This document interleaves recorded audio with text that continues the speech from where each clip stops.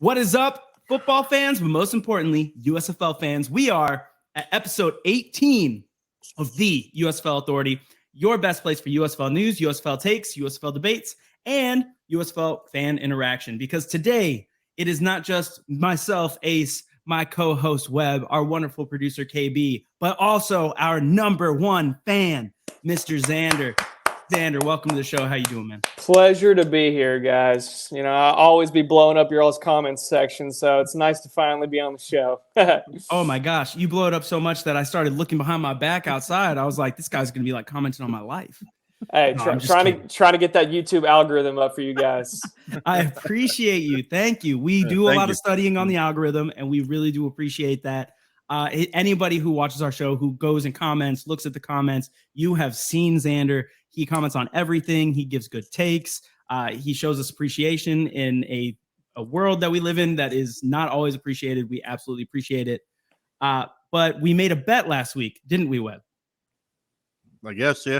Yeah, we did. And what was that bet on? What did we bet on? I will donate $100 to Xander's charity of choice. So, Xander, where do you want me to spend the money? But why? But why are you donating? Because I lost the bet. What was the bet? I lost. I won't rub it in too much. I told you I'm not into it. I blew it. I blew it. We can't help it. Who lost? Who lost? My team blew it. Blew it. Missed that field goal. Blew it. Yeah. Hey, Maulers I lost. thought you had it, Webb. I thought you had. I literally was sitting there I did watching too. the game. I was like, man, Webb's gonna win. Ace gonna have to pay up at the end of this. I honestly thought we lost. It didn't feel like a good win, right? Yeah. Like it wasn't one of those wins where you came out and you were like, yeah. It was one of those wins where you said, man, like that very easily could have not been our day. So I'm glad that we got it, but I feel like it takes a little bit of the sting off of it that to lose the bet, to lose the game means that you're donating to a charity. So you're doing something good, right? You're doing something that helps others. And we decided last week, I don't remember why we were talking about Xander. What were we talking about him where we brought up, we'll let him choose the charity? He actually suggested I think it I on a commented, on Hammer Time. Right. And whenever I made that comment, I just was like, I literally thought one of them is going to end up wearing the other team's merchandise and yada, yada, yada. So whenever Webb personally brought up the charity thing, I was like, oh, that's really cool. That just shows your all's character. So I was very appreciative of that. I thought I would see Webb in a Gambler's hat or Ace in a Maulers hoodie. So that caught me off guard, and I thought that was really cool. See, there is, they put out a new line of hats, which I think only the captain, like Brandon, posted about, that they put out New Era hats on the USFL shop, which I really like. New Era is a great brand, and I was so ready to send you a hat, but I love the fact that we're donating to a charity. I think, it's giving back. It takes a negative and makes it into a positive, and I love it. So because Xander was the one who reminded us, because I had totally forgotten that we should make a bet about that game or anything, you reminded us in the comments, Xander, and we decided that we were going to let you pick the charity that one of us was going to donate to, and now we know that it is Webb. And so what charity did you decide on, Xander, and why? So I picked one that was kind of close to home right now. So I picked the Alzheimer's Association, and I just know that this affects a lot of people all around the world where you have a loved one that you've been with your whole life, and then they kind of become a shell of themselves and just kind of stare at you like a blank space. And that's kind of what I'm going through with my grandma now. And it's just hard to be around that, knowing that I've been with this person ever since I was a little kid, and just see the life kind of being sucked away from them. I just think it's a terrible disease. And I really appreciated the gesture that Webb brought up to donate to the Alzheimer's Association. I feel like it's for a great cause to end this terrible disease that affects everyone in various different ways. So I appreciate it, guys. I love that decision. I especially love that it was for one of your grandparents. My own grandfather, he suffers from Parkinson's, which is another disease that you just watch them deteriorate in front of you. Mm-hmm. Yeah. And so when you told me, when we reached out and we asked, what charity do you decide? And you said that because of your grandmother, it really hit home with me. And so I very much love that we are doing this. And now I want to do this every single year when the Gamblers beat the Maulers. There we go, Webb. I feel like it's going to keep happening. So hopefully Webb's having a lot of Yeah, so hopefully Webb's have a lot of good insurance sales at home to be able to afford all of these losses, I guess, to the So good- gamblers. Good tax write-offs. Listen, every year it's a 1-point game. It went my way last year. This Yeah. way it's your year. Hey, maybe next year Last it year swings your way. So last year, Xander, I don't know how long you've been following us, but last year Webb was a Breakers guy. He was our Breakers dude. I do remember that. So I watched the USFL last year, but I wasn't into all like the YouTube channels. But I remember at the beginning, because I started watching you all before this season started, and I remember you commenting about how Webb was a Breakers guy, and now he's switched to the black and gold Maulers from the purple and orange Maulers. So kind of switched teams halfway through. So he got so lucky. He didn't have to go through the 1-win season. Yeah. He changed to them, and then they changed Wait a to minute. black Wait a and minute. Wait a gold. minute. Do we remember why I did it? Because Yeah, the network didn't have a Maulers guy. We didn't I have was a curious. Maulers Breakers guy. We had 2 Breakers guys, and I was like, you know what? I'll do it. I'll take the Maulers. And then I went there, and I was like, man, this is my favorite sports team in the world right now, of all time. of all time. And then like they were orange and purple when I started, reaching out to Horton, Hull, and all that. Bogey is great, and I was like, man, I picked up a W here. We might not have a lot of W's in the standings, but like it's actually been a great experience. So, and then we went to Canton, and like That was so cool. It's turned to be awesome to be a Maulers guy. So Just like I'll rep standing on the sideline, while they're practicing. Like my favorite moment of the whole time that we were in Canton during training camp was that they were just running, some like 7-on-7, and Trey Walker caught an out route or he missed it. He missed the out route, and he was like super pissed because it was pass interference, and he was like yelling, and he turned around and he goes, "Oh, what's up, Webb?" And then he just ran away. You're like, dang, I felt pretty cool after that. I did. Because we hadn't talked to him yet, so he didn't know that we were there. Because online we look different than we do in person, obviously. So people don't recognize you right off the bat. Yeah. And he turned around, just saw him, and he goes, "Webb, what's up, dude?" And I was like, "Hey, man," and he just turned around and ran away. And I thought that was so funny. And just like that moment is worth doing all this, going through, changing from Breakers to Maulers. Did you all travel to like multiple teams like prior to the season, or did you just go to the Maulers like in Canton or whatever? I went to Memphis. I was in Memphis for Media Day and the scrimmage against the Stallions. Okay. So I talked to a bunch of Showboats players and then most of the Gamblers players and coaches. Like I was hanging out with them, talking to them. I didn't talk to any Stallions though, because during the scrimmage, because you hate the ponies. Let's be honest, you hate the ponies. No, I do not actually hate the team themselves. I don't hate the team themselves. I mean, I interviewed Jamar before the season. I interviewed Skip Holtz before the season. I think Skip Holtz is a fantastic human. I love that dude. I love his interaction with Magoo, like on the sideline whenever they're mic'd up. I just think he's a cool, genuine coach out there, like someone that I would want to play for if I were in his position. Oh, 100%. Like the way that him and Magoo interact, where he attacks it, and Curtis Johnson of the Gamblers does the same thing, where they say, "What do you want?" Yeah, and then they talk about what kind of play. It's not just this is the play and we're going to run it. I love that kind of relationship. Yeah, they're building the system around the player and not putting the player, trying to mold the player around the coach's system. And I think that's what makes a good coach. Yes, definitely. Well, to round off this segment, this little bar on our ticker up there, Webb is going to donate $100 to the Alzheimer's Foundation. I will be making a YouTube short. It's going to be great. I'm excited. Appreciate it, Webb. Appreciate it, Webb. But then we were talking about Alex Magoo, which kind of just leads us into our next segment, which is Player of the Week. So, Player of the Week. We obviously every week we come in, we talk about our Player of the Week. I think Webb and I have only had 1 week where we had the same Player of the Week. Yep. Yeah. 1 week. Yeah, 1 week. I believe today all three of us have a different POTW. And Xander, I told you before the show, get one ready, think of one. So I will let you go first, my man. I just feel like my Player of the Week was robbed of the USFL Player Week on the Twitter voting scheme. I'm not really sure how Dixon got it after that 333-yard and 3 TD performance, especially when Cookus led them down that late drive, and then I knew he left time on the clock for Magoo. I knew it was over at that point. I mean, he's got that dog in him. He was taking him down. He was getting the TD no matter what.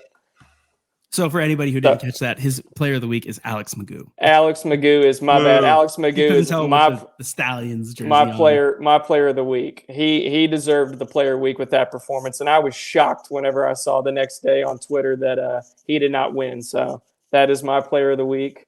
I thought he was electric out there, especially in the fourth quarter when it mattered most, making that fourth down conversion to Sternberger on the right sideline.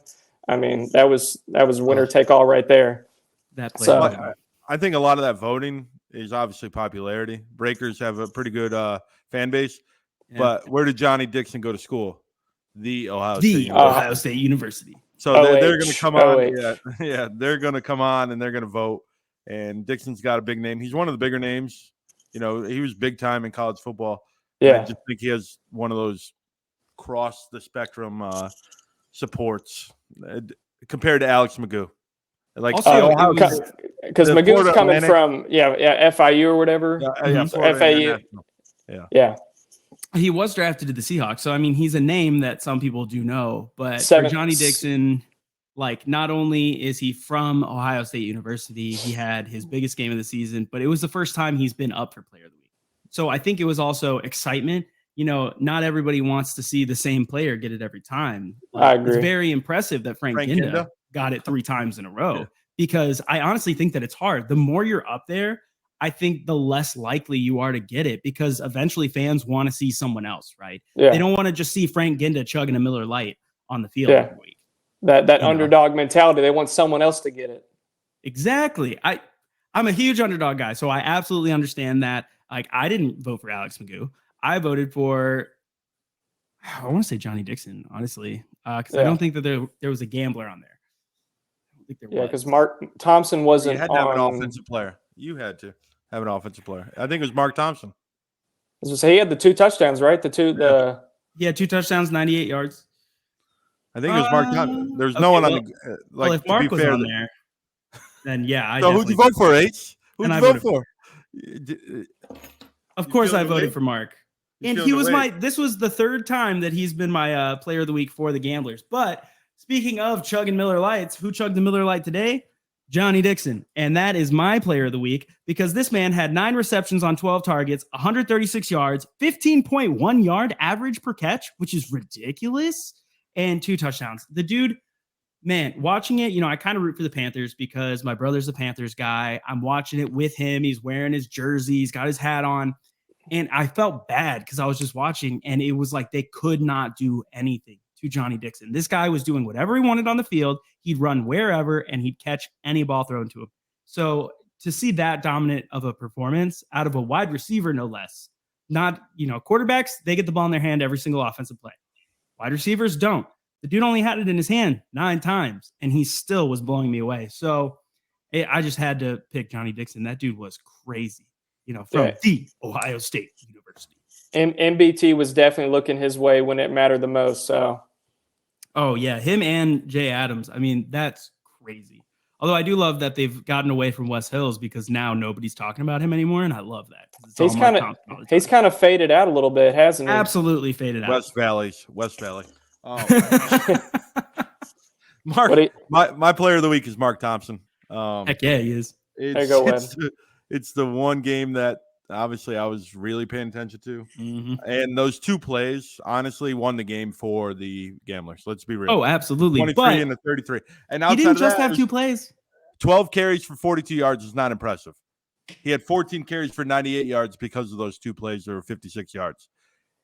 Coach Horton said it in the presser. You said it immediately. Yes, I was. I asked Horton. Like, they had those 2 tackles, they're winning that game. They missed tackles, and Thompson, I give it to him. Thompson got it, and I said it last week that he's the best player on the field. I did say he was going to have his worst game in the season, which he didn't. Outside of those 2 plays, he really would have, though. 2 touchdowns. 2 touchdowns. He was the best player in the field. I'm giving it to him. He's 56 yards in those 2 carries. I'm giving him that. And he was the most important player of the week. Honestly, he actually 100%. Was the only offense. Like, you guys really didn't move the ball well. I brought it up. I brought it up in my show. If you go watch my show, my number 1, because I do the winners and losers of each week, right? The 3 or 2 winning things that the Gambler showed, 2 losing things. Number 1 loser was that we did not have a passing game. Yep. And I will be the first person to tell you, for some reason, even though Anthony Ratliff-Williams wasn't getting that many targets, I mean, he was making some big plays, but he wasn't getting like a ridiculous amount of targets. But ever since he's been injured, our passing offense just has not been there. So I don't know. But the fact that Mark Thompson was able to do that on a week where we couldn't throw the ball, on a week where we were playing the best defense in the league, like, you said this is going to be his worst week production-wise, and I believed you. Yeah, that was a a cold take right there. A cold take. Yeah, but I was like, yeah, he's right. And then he broke for those 2 touchdowns, and it just blew my mind. So, yes, he was the most valuable player this week, maybe this year, but we'll see. So, yes. So, I agree. These are 3 great players of the week. The 3 players that absolutely won their games. I mean, honestly. The only other person that you could say would be Frank Ginda, but he didn't win his game. So, no, he didn't. That's a tough one. Yeah. It's hard to say player of the week when you don't win your game. Sorry, breaking Maverick's heart. Breaking Maverick's heart. Yeah, it sucks. We drove to my dad's house. We were watching on his new screen with projector. It was disappointing. Hey, so I had a question. Why does Coach Johnson keep taking Kenji out of the game and rotating who was the quarterback? He put Montel Cozart in this week. Yeah, for 2 plays or something, just one play. Just randomly. Completed. He had one completion for 10 yards. I didn't understand that at all. I don't know. I genuinely don't know, because at least with Terry, when I talked to Eric Price, he told me before the season, Terry's going to come in because I want to be able to use his legs. I want to be able to keep the defense honest with a running quarterback. But then to bring Montel in, don't get me wrong, Montel can fly, dude. Yep. He might be the fastest of the 3 quarterbacks, to be completely honest. Terry's a better runner, but Montel might be the fastest. He flies. But I do not know why they moved him to QB2. I don't know why they brought him in for 1 play. It's super random. I honestly am not sure. Okay, because I whenever I saw it on TV, I was like, that doesn't really make much sense. Doesn't really make much sense. I was confused. I was confused when they moved him to QB2. Terry's mom and sister made sure to let me know that they were not happy about it. I guarantee it. I was like, I don't make that decision. Yeah, mama's got to protect their babies. Dude, she's the best. Love her, though. But yeah, I had no idea. So your guess is as good as mine. I genuinely don't know. I think it's maybe that Montel. So when you have the backup quarterbacks, you have Terry the runner and Montel the thrower. Yeah. And I think this week they knew that they just needed to have a backup who could throw the ball in case they couldn't lean on Mark. That had to be the only reason. I mean, I don't know. And I think for the Gamblers, that sweet spot for Kenji is keeping him in that 20 to 25 passes per game, because 2 weeks ago when he threw 39 balls, I think that's just a recipe for disaster, because that's where he'll put balls in harm's way and throw 100%. picks. So I think the 20 to 25 is that sweet spot you want to keep Kenji at in order for the Gamblers to pull out any wins. So, I'm not hiding it. Dude's a game manager. Yeah. He's a game manager. There ain't nothing wrong with being a game manager if you got, good run game, good defense. There ain't nothing wrong with it as long as he's, it's not perfect place for him. Yeah. But, we're talking about the Gamblers and how they're going to work. Let's move right into the next segment here. We got, how do I get to it? Boom. Our picks of the week. Wait, you did that on your first try? Heck yeah. I'm getting better at this. It only took 18 episodes. Yeah, normally you're playing around a little bit, struggling. It only took 18 episodes. I'm killing it. All right. So obviously we have our picks up here. Everybody can see them. Everybody knows what the gold ring means.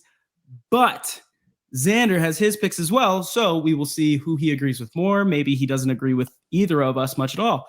Yeah. Let's go into it. Game 1, Panthers at Maulers. Now, Webb, you're at the top of the screen right now. I'm going to let you talk about it. This is your team. Who you got? The Maulers are going to win this game. It's just fact. Just a fact. They are going to win this game. If you remember, the defensive line was able to dominate the Panthers' offensive line the first matchup. Boogie with the fumble. Olive had, I think, 2 sacks or 1 sack because Breland had 3. So 1 sack. Gilbert has keys. He got a wallet. He got a pen, and Joe Walker in his pockets. So upset that you set that up. They dominated. So I really didn't actually. That just came. You just happen to have those 3 things that you always say. I empty my pockets before we went on the show, and I just throw it on there. I almost do it every week. But honestly, like the Maulers defense can succeed even more against these Panthers. I don't trust the Panthers offense. Reggie was banged up a little bit. I don't know what that's going to be doing, but I really believe that they line up better with the North teams. They struggle with the South teams. I think they can beat the Panthers. I don't know. I know the Panthers made the game look close against the Breakers, but it really was one good first quarter or fourth quarter. It wasn't. They were getting dominated in the first half. I think the Maulers. They're all one-score games with the Maulers. All of them except one. All of their 6 losses. You know what I'm saying? 5 out of 6. They play with an. I lived that last year, my man. I lived it all last year. And what happened at the end of the year? They started to figure out how to win, and they're learning. And Horton said that in his presser that they're learning how to win. And I think Troy's getting better. I remember at the beginning of the season, you made graphics for the quarterbacks, and I you was like, hated them. I'm not posting this. Like, I'm not posting this. Like, you're putting James Morgan up there, and then Troy was playing part time. I was like, I'm not doing this. Terrible. But the last 2, if you look at the numbers, like he's not that far off. Like, I know Panthers have scored more touchdowns, and that's the biggest problem with the Maulers. They can't get it in when they're in the red zone. But from their own end zone to the 20-yard line, Troy Williams is pretty damn good. I think they played to Troy's strengths this last game, like constantly letting him roll out where he's not just a sitting duck in the pocket, and gave him quick, easy completions, getting him on the move. I thought that was the best thing for Troy. And I mean, great completion percentage, move the ball up and down the field. I thought it was their best offense. Like, I know they, no pun intended, blew it in the end, but they looked really good on offense throughout majority of that game with Troy playing as well as he was out on the edge. Getting the ball to Gaither and Henny and Saber a little bit, and Hyman's going to, grow in his role. And then we had a Madre London sighting. Like, in all reality. I didn't make the fantasy playoffs, so I don't even care about that guy anymore. No, but I'm saying, like, they've had 0. This is the first time in, I think, 5 weeks that the quarterback or a wide receiver is not their leading running back. Wasn't the leading rusher, which is so bad. Which it's that bad. And the fact that London appeared, I don't know, it can add something. All they got to do is get in, because the Stars are beatable. But they have to win out, and it starts this week. Yeah, here's my thing. So I absolutely agree. They rolled Troy Williams out. They got him outside of the pocket because, Webb, you've pointed out multiple times, he probably has the worst pocket presence of any of the quarterbacks in the league. Now, that doesn't mean he's a bad quarterback. It just means that he wasn't being used right. But they started working to his strengths, rolling him out, letting him run a little more, and it was working. But like you said, they couldn't get in the end zone. And when I'm looking at it this week with the Panthers defense, they have Frank Ginda, they have Breland Speaks, they have Garrett Marino, they have like all these players that are so good on defense that once you start crunching that field down and you have less space to work in and you're getting into the red zone, which is the worst area for y'all, it's the best area for them. And I just think that all they have to do is be able to get a little bit of offense going, and they should be able to beat you guys. Like, I genuinely think that they are the best matchup against you guys. I understand that the Stars, it's super exciting game, but I think as far as two teams that are matched up to have a great game, that their strengths match strengths, weaknesses match weaknesses, this is the game right now. But I think that the Stars do it. What happened in week 3? That was Troy's first start, and Troy lit them up, honestly. Yeah, because it was week 3, man. That's first, early. And they were just kicking field goals, and and the defense can eat on this. On the Panthers, they can eat. Because the Maulers won in Michigan, correct, at the beginning of the year, earlier in the year? Michigan never wins in Michigan. They never won in Michigan, so you can't hold that against them. But you also have to think in weeks 1, 2, 3, if you look at any of the teams then compared to now, these are not the same teams. Back in week 3, we were saying that the Breakers were going to run away with the entire league. The Panthers were 2-0. In week 3, the Panthers were 2-0. 100%. Exactly. The Generals just smacked around the Maulers. I just don't think the Panthers are a good matchup for them to win. The Maulers are not the team they don't want. They don't want to see that because their offensive line, Love is going to be a sitting duck. I'll admit, Love literally was getting hit during his 3-step drop every play. That was crazy. But I have to believe that they're going to handle that somehow this week. I don't know. I think Love's kind of the most hot and cold QB in this league because, I mean, it's always up and down. So, in my opinion, I think Love may be due for a bad game with the Maulers defense coming to town. So, I picked the Maulers. I picked Webb's team. I mean, Love's played really well these past 2 games, but with this roller coaster ride that he's took us on this season, I think it's going to be the Maulers defense and Troy's confidence that's going to get the Maulers the win this week. And I feel like Bailey Gaither, Webb, your guy, he is always open. I swear, always open. So he's one of the best receivers. Don't forget about the commissioner. Don't forget about Isaiah Henney, the commissioner. Hey, and Simmons, the return of excellence. If they get good field possession, I'm telling you, man. I'm telling you, don't let them get in for the North. Like, am I saying they're going to win a championship? No, but they could beat any team in the North. But it's going to be, I think, honestly, I think we're due for a fantastic playoffs no matter who gets in. Yeah. It's going to be so close. But what is not close, apparently, is going to be the Breakers at the Showboats because we both picked the Showboats. But maybe Xander didn't. So I'm going to start with Xander. Xander, who did you pick? So I watched Logan's video earlier today, and I didn't realize that Dixon didn't play in the first time that the Boats kind of sent the Breakers down this downward spiral of a losing streak. So I picked the Breakers here after MBT coming back a little bit. I know he's struggling with his the interceptions, but he looked like Webb was talking about earlier. He had that connection with Dixon last week, and Dixon didn't get to play against the Boats the previous time. And honestly, I love the Showboats defense. Shout out to the captain, Brandon. But I don't think Cole Kelly is anything special. I know as soon as he took over, they've won, but his numbers are nothing crazy. It's just like he's kind of like a game manager. He's just gonna he's gonna get you down the field, and then they're gonna kick a field goal because they kick a ton of field goals. I think Cole Kelly is better than was it Brady White? That they rolled out there at the beginning of the season. I don't know if Cole Kelly is the answer. I think the Showboats defense is what's carrying them right now, and then the right leg of their kicker that's hitting all their field goals for them. So I'm taking the Breakers in a revenge game against the Showboats this weekend. All right, I'll go next. Alex Kessman is that kicker with that right leg that's winning them the games, and he won Special Teams Player of the Week. Is that twice? Twice he's won that now? Maybe. I don't know that stat. don't test me on that. I don't pay too much attention to the Special Teams Player of the Week unless it's my team. Then I gotta, hey, special teams needs love too. Come on, hey, I made all the which punter and which kicker this week. So I spent a lot of time looking at the punters and kickers. But Cole Kelly, I understand that the stats are not there. And if you're not watching every Showboats game, you're not thinking he's all that in a bag of chips. And I don't think he is. I don't think he's amazing.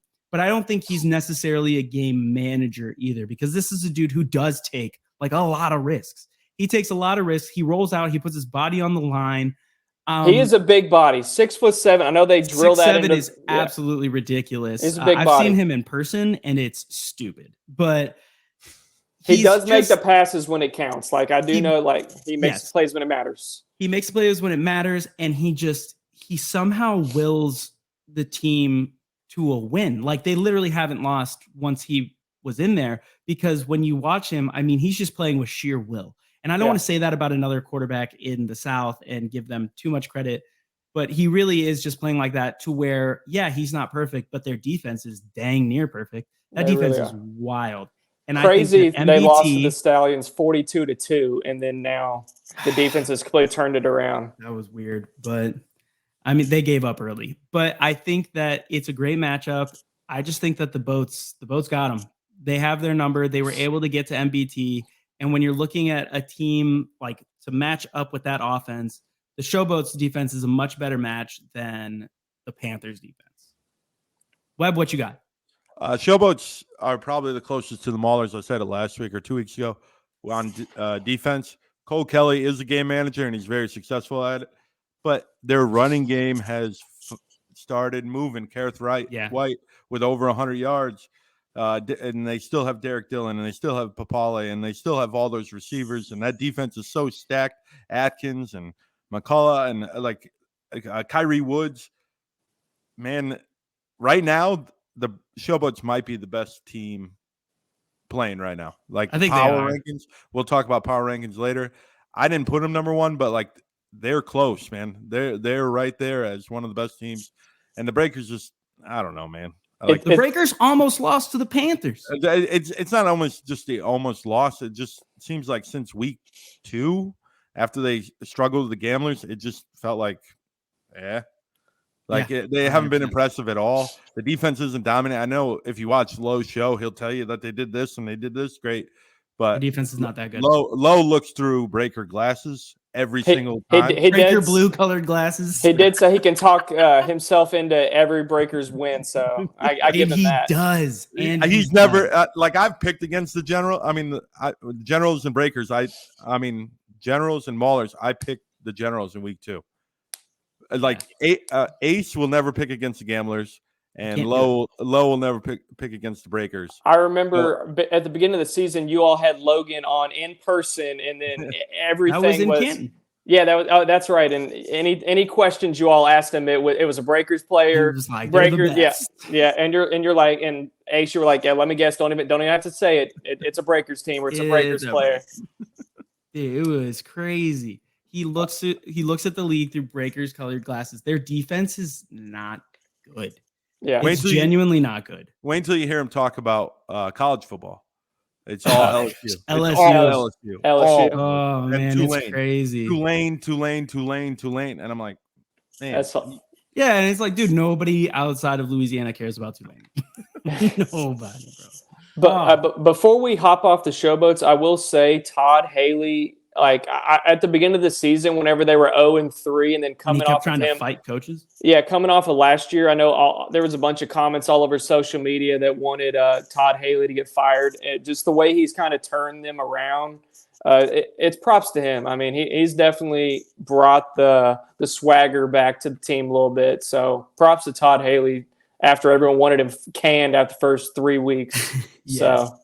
And Carnell Lake, the defense coordinator, he needs a head coaching job. That dude.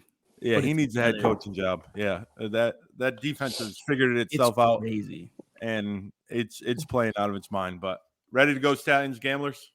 I'm so ready. I'm so ready, and let me go last because I want to get all my bullet points ready from what you guys say. I'll go first because I really don't care about this game. The Ponies are playing better than the Gamblers. The Gamblers don't have enough offense. Stallions figure it out. They get the win. Sternberg is the best tight end in the league, and I think that he will have a couple touchdowns this week. Sternberg is going to have a couple touchdowns. Sternberger. Yeah, whatever. But I think Birmingham wins this by 10 points or more.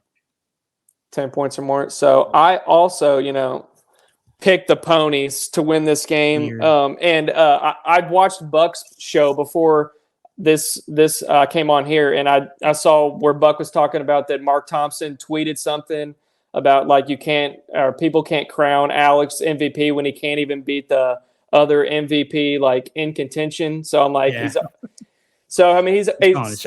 he's kind of already poking the bear, and I mean, so I'm definitely going the Stallions here. I mean, I know your Gamblers have had their number, but after last week's performance, I think Magoo sealed the deal on the MVP. Like, just give this man that trophy. I think they get some revenge this week, and they take it to the Gamblers. I think they win by. Go ahead. No, you're good. You're good. No, before Ace jumps in, I'll go after you before Ace jumps in. Go ahead. Sorry. I was just going to say, I mean, the Gamblers have had their number earlier this year and last season. I think that they're coming for revenge to this week, Ace. I think the Stallions get it. I don't think the MVP race is done, because if the Gamblers beat the Stallions here and Thompson plays well and the Gamblers get to the playoffs, Mark Thompson's the MVP. I don't care what Magoo does. If Magoo loses this game and the Gamblers win out and they make it to the playoffs, Mark Thompson's your MVP, because this team was dead before Mark Thompson came back. This team was dead. Like the Stallions are the defending champs with Jamar. So like Magoo's performed great, and I'm not taking anything away from him. But most valuable player, offensive player, maybe. but most valuable player, Mark Thompson's that guy. Like he won the game against Maulers. It was no one else. I agree about Mark Thompson being a baller or whatever, but like Ace says, if you take Magoo off the Stallions, they may be 0-8 right now. I think they're the worst team in the league. I mean, you roll out Kyle Sloter or I forgot the backup's name, but you roll out one of them. Man, I forget his name. Jared Morton. Morton. Yeah, Jalen Morton. Jalen Morton. Completely different offense with rolling out one of those two out there. So, you know.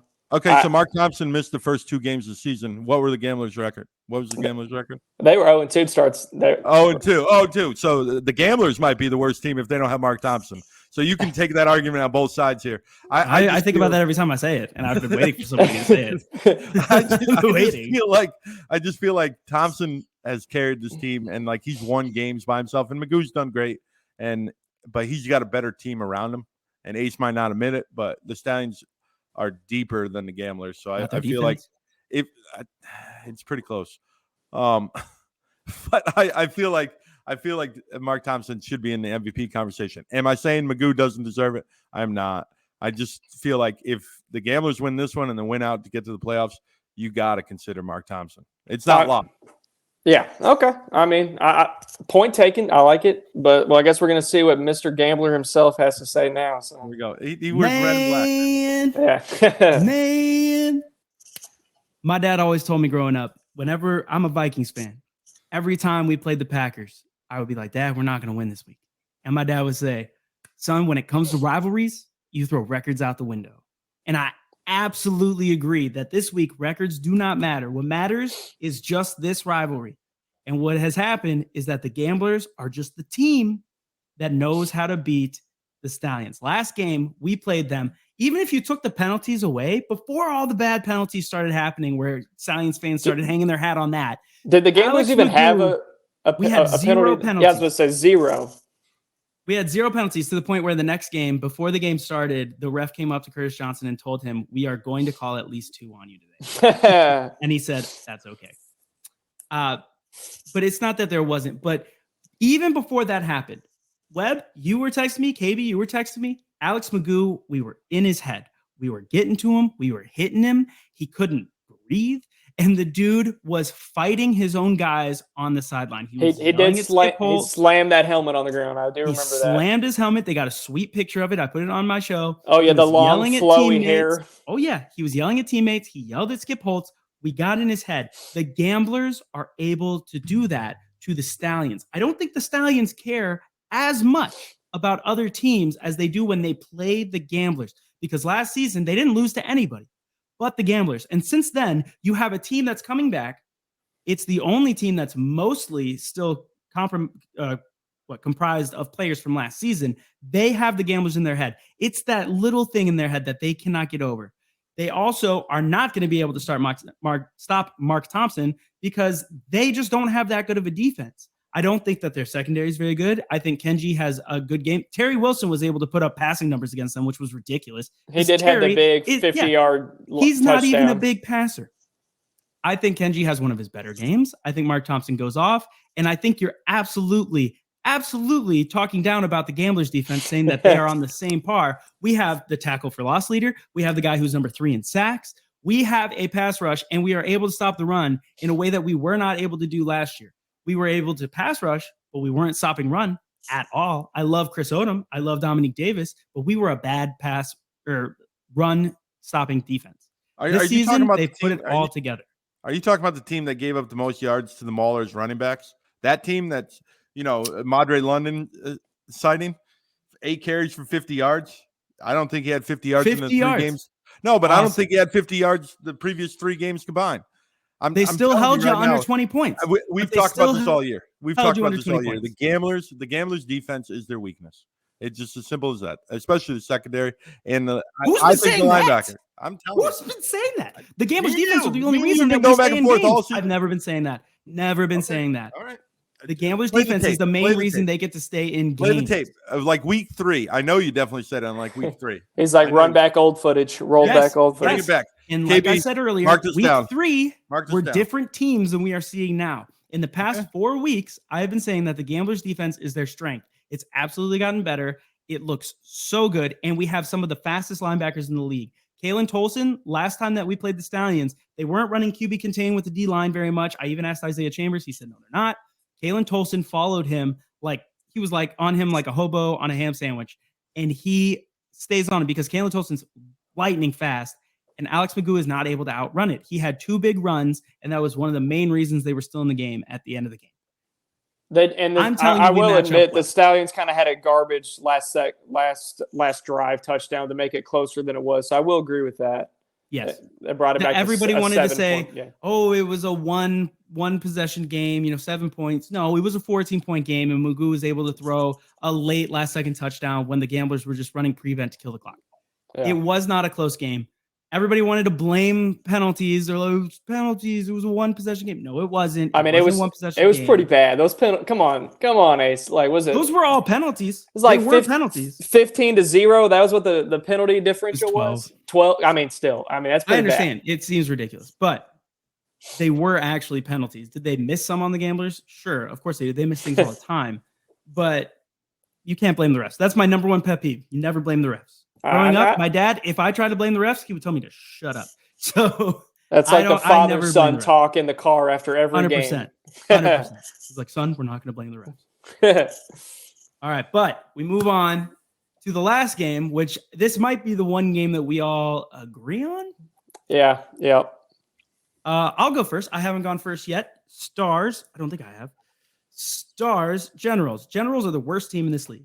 They, by far, their defense is getting it together, but they don't have a quarterback. Crew Cup came in and he looked decent, but they also hadn't been studying tape on Crew Cup all week. They hadn't been practicing for Crew Cup.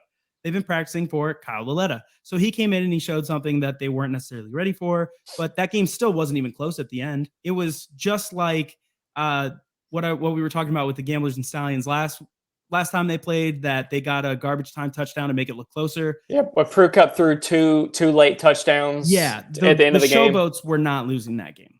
It wasn't going to happen. The Generals looked bad. So I think the Stars, as hot as they are right now, Corey Coleman is absolutely coming on. He's looking like the Corey Coleman I watched for 3 years at Baylor. They should steamroll this Generals team. What do you guys think? Webb, you want to go? You want me to go? You can, Xander.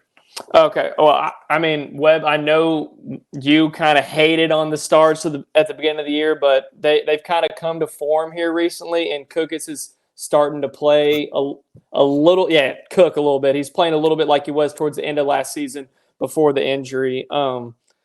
I will agree, Webb, your Crew Cup pick, he is way better out there than watching Kyle Laletta get absolutely ear-holed and then throw passes that get tipped at the line. It's pretty bad to watch. So at least Crew Cup got some wheels. He can get out there, play a little bit more like Johnson. But I don't even think this game's very close. It kind of looks like the Generals are giving up a little bit. Just watching the press conferences, seeing Riley answer these questions, it just looks like a defeated team out there right now. And the Stars are hot. They played really well last week against the Stallions. I figured last week whoever had the ball at the end was winning that game. It just so happened the Stallions got it last. I think the Stars will continue rolling and win this game pretty easily. Fair enough. The Generals' offense is a dumpster fire. So it's terrible. Their defense, if you look at the stats, they are spot on. I believe they've given up the least amount of touchdowns, and unbelievably, the kicker. I think I read somewhere that the opposing kickers have nailed 25 of 26 field goals on the season. So which is lucky. I mean, that's not, you don't usually have those kind of numbers put up consistently against you.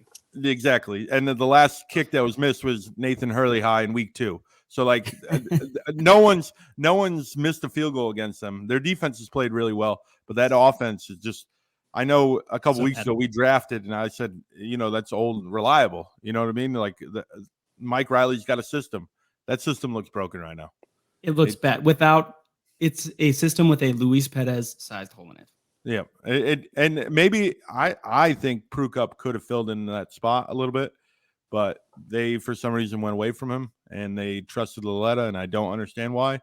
But I agree with you guys. I think the Stars, I can't wait for the Maulers Stars in the playoff. That's what I'm I want that game.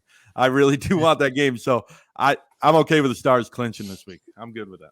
I think if they had rolled with Dakota Prue Cup, they probably would have won another game or two. Because the guy, he brings more to the table. DeAndre Johnson can't throw.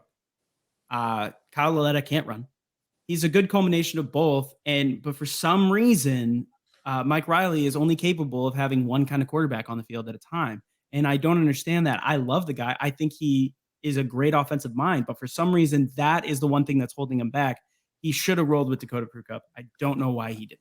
Yeah, because Prue Cup played in the first game, correct, and started out slow, but ended up having decent numbers in game one, and then it just kind of fell to QB3 for some reason. Whenever Johnson would either get hurt or he got the pebbles in his eyes and they rolled out Laletta, I didn't really understand why Prue Cup got buried at the end of the bench when he had decent numbers in that first game of the season that he came out and played. Didn't make much sense to me. Prue Cup had a child around week 3. So he stepped away for a little bit, and that's when Laletta took the spot and never came back. So never gave it back. Oh, so he had to miss some time. So that's okay. Yeah. So I think that was part of it. And Prue Cup also got involved in the Generals offense late. I don't know if you remember, his signing was in February. So from Johnson, the CFL, right? He came from the CFL. Yep. But Johnson's been in the league, with Mike Riley for, a whole year and a half now.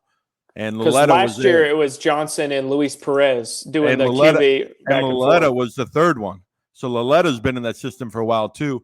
Prue Cup, we saw his wife in Canton. She was pregnant. She was pretty pregnant. She was ready to pop. End of it. Yeah, she was ready to pop. So I think that took him a little further back, and he's trying to regain the trust. And now, this season goes by so fast. It's 10 weeks. I can't believe it's crazy. Week 9. Yeah. So. Way too fast. They need to extend these seasons. Because wasn't Laletta on your purple and orange Maulers last year before getting cut? He was their first drafted quarterback. Yeah, first round draft pick. And I think he was the 4th overall quarterback. Yeah, and Josh Love was the other quarterback. So, and they both were got cut and ended up on different teams, and they both didn't have a good time with Kirby. I don't think anyone had much fun last year playing in the purple and orange for the Maulers. So those were pretty ugly jerseys. I'll tell you what. But we have gone over our games. I have now taken the lead over Webb. I have guessed more games right by one. Because Webb has had some bad weeks, but I am into it. But now we move on to our power rankings, which is a little not as cool this week because get to it. There we go. First try. All right. So nobody moved. And that is wild to me. Not one movement. No one's up, one down, 2 up, 2 down, nothing. Everybody stayed exactly where they were after week 7. Webb, who's too high for you? The Houston Gamblers. I said it last week. But my thing is who goes there? It's still the same thing. I really feel no one moving makes completely sense. Yeah. It makes all the sense in the world. The Panthers, I don't know. I think the Maulers are better than the Panthers, but I get why they're 6. Generals are the worst team in the league. We'll find out this week, Webb. We'll find out this week. We will find out this week. And the Breakers, are they 4? I don't know, but I don't trust the Stars enough to put them 4. The same thing with the Gambler. I don't know. It's just all messy. I'm all right with all that. What do you got? Yeah, I'm cool with it. I'm cool with it saying the same. I wrote down because I knew you all did this segment. I wrote this down earlier today while I was at work, and I had it exactly like this. So I don't see any changes. I don't even remember what RJ Young put out, but I feel like he doesn't even watch the games. Just some of his crazy Showboats are 1 this week. Okay, so it goes Showboats, Stallions, Gamblers, Stars. No, Stars. I think the Stars are above them all. I don't think so. People rip on RJ Young on Instagram and stuff like that whenever he puts out his videos and the polls. People rip on him. The man wrote an article saying newcomers and all. I don't know if you read it early on in the year. That were on teams last year. And it's those aren't newcomers. Jalen McCleskey had 2 touchdowns last year. He's not a newcomer for the Maulers. And then you don't include Reuben Foster. I'm just talking Maulers here. Like Yeah. you didn't put Reuben Foster as the newcomer, but you put Jalen McCleskey, who wasn't even on the team. I mean, who was on the team last year.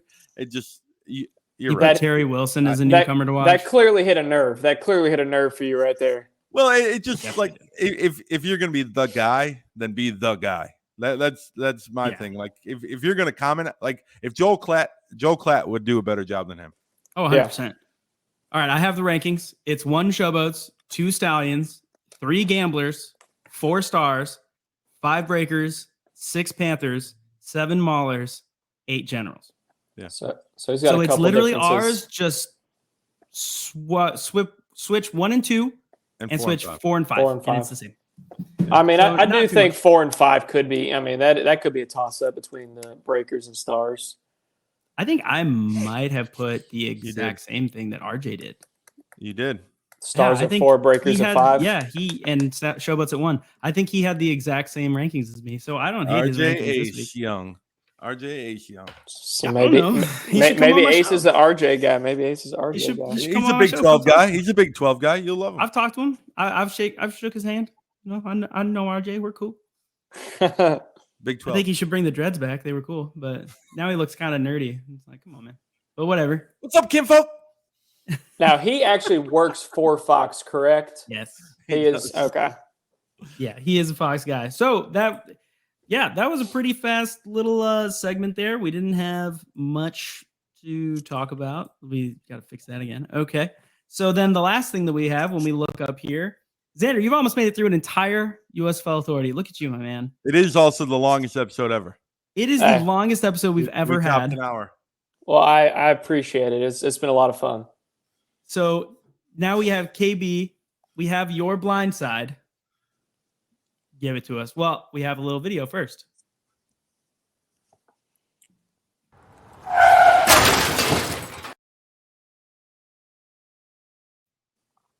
All right. So for anybody who has not been paying attention, hasn't been watching, this is your first time tuning in. When we have KB's blindside, it means that KB has brought a question to the show that she has not told any of us before the show. So we have nothing prepped. We have no idea what's coming, and we just have to answer honestly and immediately to her question. So KB, the floor is yours. What is your question? Well, as you both know, I am like deep in moving. Yes. Across the country. So for the second week in a row, I don't have a blindside. However, I did know that our super fan Xander was going to be joining us this week. So this week, Xander is going to handle the blindside for me. Oh boy. So did you already text him about this? Yeah. We may or may not have been talking already. Yeah. Oh. So we have a Xander blindside. So take it, my man. So thank you, KB. Yeah. So this is like a controversial spring league topic, and I don't know if I've heard you two talk about this, but I know you got both sides of the spectrum. So I want to know your two's honest opinion, pros and cons. Do you think the XFL, the 3-letter word, and the USFL could ever merge? And if so, what do you think the pros and cons could be? I know you two are, you're pro USFL, not XFL, but there's just a lot of people on both sides of the spectrum that I see on Instagram. So I just wanted to know from the experts, you two, if you all ever could think that they could coexist and make one league in the future. Webb, do you want to go first? Oh yeah, I don't think it'll ever happen. I think it seems personal between the two leagues. I think the fans it's personal. I think Moose versus The Rock is personal. Yeah. I think the networks, it's personal. ESPN versus Fox. I think that's a big battle. Like there's a podcast series called Business Wars. They have 9 episodes of ESPN versus Fox Sports, like starting in the 80s. And they tell the whole story, and it's really interesting. There's a long history between the Murdochs and Disney, and I just don't think they'll ever merge. I also think the XFL has to make it to season 2. After all the layoffs, I don't know if they're going to make it to season 2. I saw they laid off a bunch of like their marketing department in certain areas and stuff like that because the marketing budget came out for the XFL and it was super low, and I guess they just didn't market as well. It was like, is it Redbird Capital, who's like the major investor that was cutting all those people? And that's huge right there, Redbird Capital. So these guys are investors. Fox seems very tied to it, while Redbird seems like, oh, we can make money by doing this. While Fox is like, you know what, we're going to make a TV product, and that's the reason why we don't care about fans in the stand. We do, obviously, and it's great for the league, but like we don't need to be in 8 cities right now because it's a great TV product. And they put on a production like, these guys are in cartoon characters, and they got all the promos, and you got great announcers with Joe Klatt and Menifee. And the USFL has way better announcers than the ESPN talking heads that they had for the XFL games. It's a great television product, and I don't think The Rock understands that. And I'm not saying just The Rock. He's just a symbol for the whole WWE, XFL, right? He's the figurehead. He's the social media. And I think Moose knows what he's doing, and he surrounds himself with guys and ladies that know what they're doing. And I think they have a long-term plan. And I don't know if you saw, the people on the websites for the teams, they got the 2024 season tickets. So that's telling you that there's going to be an announcement for season 3 coming. If you go to the Stallions and the Panthers, hopefully we move into more markets like Houston and Pittsburgh and New Orleans and New Jersey. I mean, that would draw in fans just there, just having, more markets. I mean, rather than the Canton games, no offense, there's not a lot of people in the stands. So understandably, I don't think they even planned that. Like it was kind of like, okay, we'll just throw them there kind of. But I think the leagues, would it be cool to see 16 teams? Sure. But like, I'd rather be financially stable in the USFL for 10 years before you start worrying about expansion. I know everyone talks about like the gunslingers and the invaders coming back. Like I'm good with just figuring this out. And the football quality, interception numbers are down, right? Dribbling led with 8 interceptions last year. I think Dennis the leader has 3. 3. Yeah. 3 or 4. Ginda has 3. Yeah. And it just we talked about it in the preseason. The QB play has gotten better. So the league has gotten better, and I think they have a great business plan. And I just think moving forward, USFL is champ. This is also not Moose Johnson's first league. He was a big part of the TSL. This isn't his first rodeo. I do think that there would be a possibility, not necessarily of a merger the way that everybody talks about. I don't think that there's ever going to be like everybody wants to say AFC, NFC, and then you have USFL, XFL. I don't think we're ever going to see that. What I do think could happen is that and I'm never rooting against a league. I'm not that kind of guy. I watched the XFL. I watched all the USFL. I watched some CFL. I watched some FCF on YouTube because I think it's fun. That's the fan control. Was that the fan controlled football? Yeah, I think it's fun. Go Glacier Boys. But but I think the Zappers where Johnny played. Mm-hmm. But I think that if the XFL were to fold again, I think that you could see Fox buy the XFL and its trademarks just to bury it. Really? So it would be kind of a merger because Fox is acquiring it, and everybody would start talking about, oh my gosh, it's going to be a merger. We're going to see it. I think they would just bury it. They would take the XFL just to make sure it never came back. Put them to sleep. Yep. Yeah. I think that's the closest thing that we would see. And I could easily see that if it goes under, Danny Garcia and The Rock, what would they want to do? They'd want to cut ties. They want to see how much money they can get back because that's just business what you would do. Yeah. And they would sell it to Fox. And then Fox would just say, thank you. We're going to put this in a locker over here and we're never going to pull it back out. And then at that point, the USFL is the #1 spring football. Like you could say Canadian football, but like we're not Canadian. So, who's watching TSN? So it would be the USFL. That's the closest thing that I think we could see.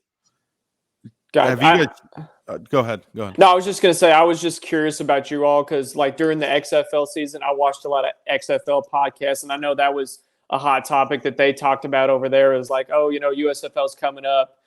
could there ever be a merger, yada, yada, this, yada, yada, that. And they're always talking about ratings for comparing the XFL's ratings, TV ratings, and then the USFL. And I try to keep up with the TV ratings and, on a weekly basis, just looking at it. And I know last week, I think the USFL had 3 games that were over 700K, and the one USA game was kind of low, but for the most part, USFL's had pretty solid ratings.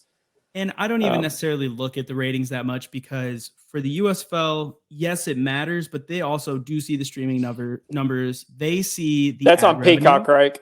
Yeah. Peacock, yes. And then Peacock and the Fox Sports app. Yeah, the Fox Sports. Yeah, because I've watched some games on the app before. And so Fox is also looking at ad revenue numbers. They're looking at all this stuff. Also, they don't have Under Armour jerseys. They have one cheerleading group per hub, so they're able to keep costs down. And I think they're more looking at futures, where I think when you have another company that is very capital based, it is we want to know numbers. We have people who don't care about football, Redbird Capital, who is all money, and they just want to see that it's profitable. And if you're looking at it just as we want to see if something is profitable, spring football is not for you. And so that's the biggest. So a lot of people want to say, oh, they have Redbird Capital. They have all the money in the world. They have as much money as Redbird is willing to put up. Yeah. So I don't love that. It feels less concrete than an actual production studio who is producing the games owning it. So that's why I chose which one I wanted to cover. Because I'm kind of in the middle. Like, I just love all spring football in general. Because I remember my first introduction was back in the AAF days. Like, I just like the Memphis Express back then. So I've never been I'm an XFL guy or a USFL guy. I want all these guys to succeed and to try to make it back to that next step. Get that bag that they always say they're trying to get to. So I've never been one to dog the other league, but I was just kind of curious what your all's opinion, if they could ever, come together or not, which clearly you all seem like it can happen. But I was just, that was kind of where I wanted to go with this question. Well, I appreciate you getting us out of our comfort zone a little. Yeah. The thing that I would love to see is a relegation. Like, the USFL is the top league and the XFL is the lower league. So the champ from the XFL moves up while the USFL champ the last place team goes down. So the general was it like it would keep baseball, like single A, double A, triple A, like, and then majors? Like, he's saying like soccer, to where the worst team in the USFL and the best team in the XFL would replace each other each year. So it's saying that the USFL is better. Okay. And that the worst team in the USFL goes to the XFL, best team in the XFL gets promoted. So promotion and relegation, like in soccer. Yeah. It would keep every game, like, we could be seeing week 10 can be the toilet bowl, really. If the Maulers lose this week and the Generals lose this week, they're battling for last place. Yeah. So it would be who gets to keep their team. That was like the Panthers and the Maulers last year, and that was like for first place, they switched it up like the week of like the draft. Yeah. So like, it just keeps every game interesting. Even if you have a champion running away with it. Every game matters because you don't want to end up in last place. Yeah, because watching the Stars play the Generals last year, the week before they went to the playoffs, was absolutely boring. Yeah. Oh my gosh, what did they start? KJ Costello. So boring. Who threw the pick six to Scooby in the championship game? Yeah, right away. Yeah. I remember watching that in person. I was heartbroken. I was like, "Oh, you two were at the game." I was not. Webb wasn't. Yeah, I FaceTimed him. I FaceTimed him. I was like, what's up? You were there mentally. But yes. Well, we have come to the end of the show. Instead of a KB blindside, we got a Xander blindside, and it was a fun one. Something that I genuinely was not prepared for. I'm never prepared to talk about the 3-letter league on this show. So thank you, Xander. Thank you for showing up, coming on. We wanted to, give back because you literally comment on every show we ever post.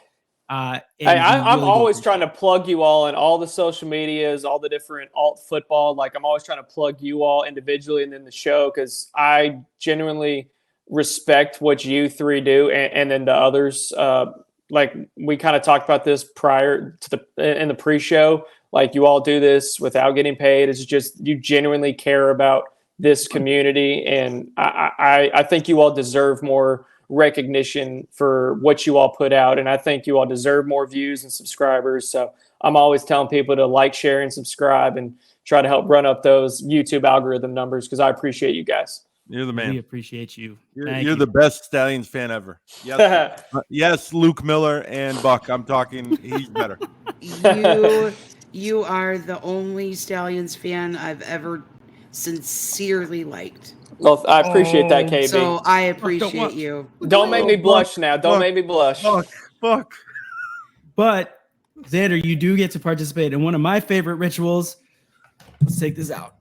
Let's take this out. Let's go. All the way.